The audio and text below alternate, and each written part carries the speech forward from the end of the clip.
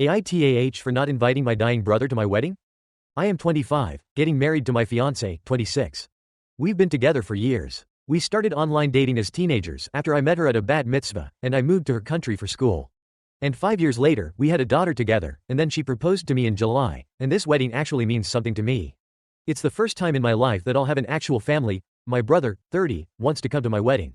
He was diagnosed with cancer a couple of months ago, and it's pretty bad. Everyone knows the outcome. And even though I don't want him to die, I also don't want him anywhere near my wedding. He and I used to be close when I was little, but around the time I turned 6 and he was about 11, something completely changed in him. He became cruel, not just a mean older brother, he was cruel, but actually abusive. He would call me names, make fun of my weight, my clothes, anything he could use to make me cry. He liked hurting me.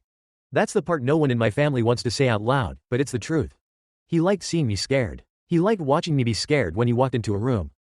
The physical abuse was constant, pushing me, hitting me when adults weren't watching, pinning me down as a joke, dragging me by my shirt, slamming doors in my face.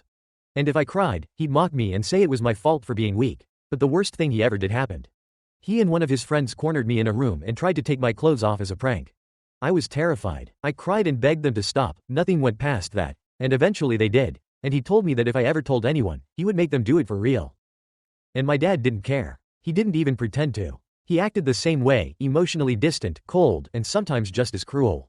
He always defended my brother, dismissed my fear, or told me to grow up when I tried to say anything. That's why I left home the minute I could. So now, suddenly, my brother wants to come to my wedding. Suddenly, he wants to act like we're family. Like, he didn't ruin my entire childhood.